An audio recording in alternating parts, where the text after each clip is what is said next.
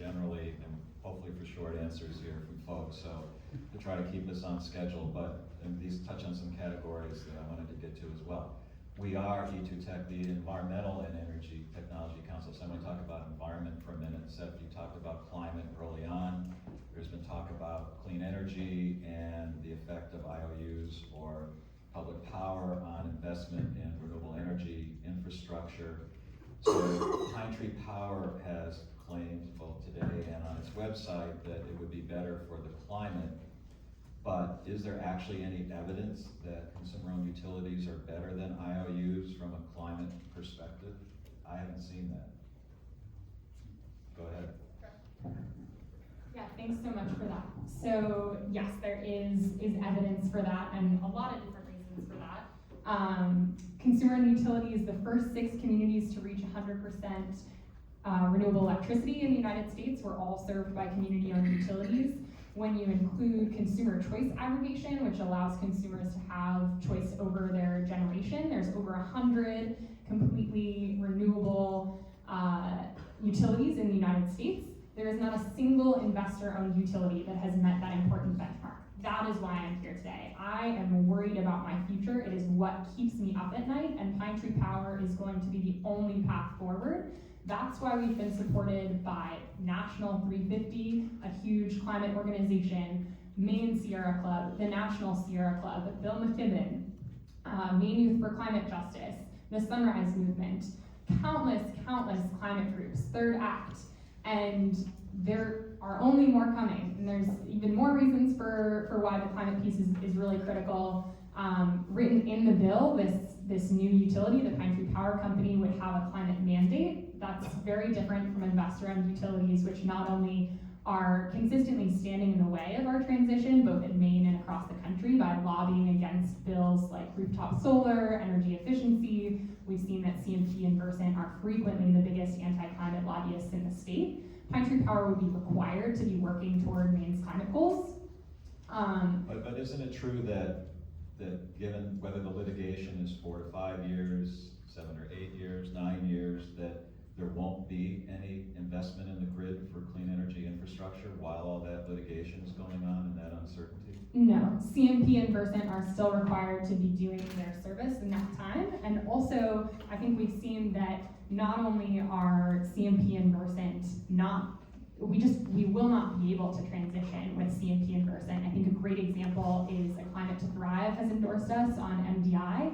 They actually took grant money from Versant. They are not a political group. They are trying to do whatever it takes to decarbonize MDI. They took grant money, tried to work with the utility, ended up giving that money back and endorsing the campaign because they found Versant so impossible to work with solar developers. We've seen that their interconnection costs, so the amount that it takes to actually get solar plugged into the grid, not only are they slow, not only have they really been not working well with community members, but they've been charging astronomical prices. When I have chatted with experts across the nation, someone told me that this made Alabama Power look pro-solar. They are charging almost $10,000 to connect things like a rooftop solar to the grid. It's unclear why that is, but it's hard to get the information. They're hard to work with, and they're not being a partner in our transition. And then most transformationally, and this is the piece that I cannot stress enough, because it doesn't even matter what ends up happening with the policies or what policies you're supporting or the interconnection process or who is faster, anything like that, even though all evidence points to Pine Tree Power being better at that as well. The other piece is this isn't CMP and Versant's fault. They have an 8 to 12% return on equity. They have to, anytime they invest in the grid, give 8 to 12% back to their shareholders. We are at a moment right now where we need a huge investment in the grid in order to electrify Maine, in order to make our heating electric, in order to make our cars electric. We are going to need a much larger grid.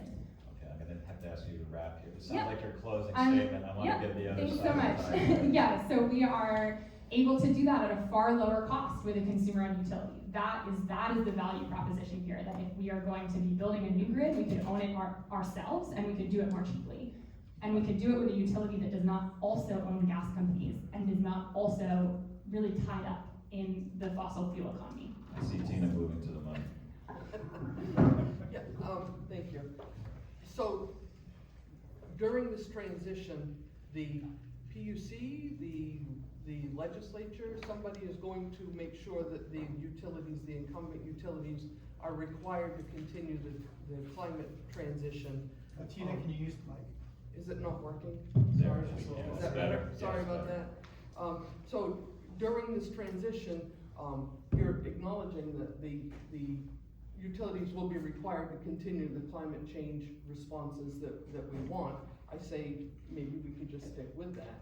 I don't understand what we do. I worry about what we do if the money behind getting people elected to or appointed to the board of directors is flowing from petroleum companies or Avangrid or whoever.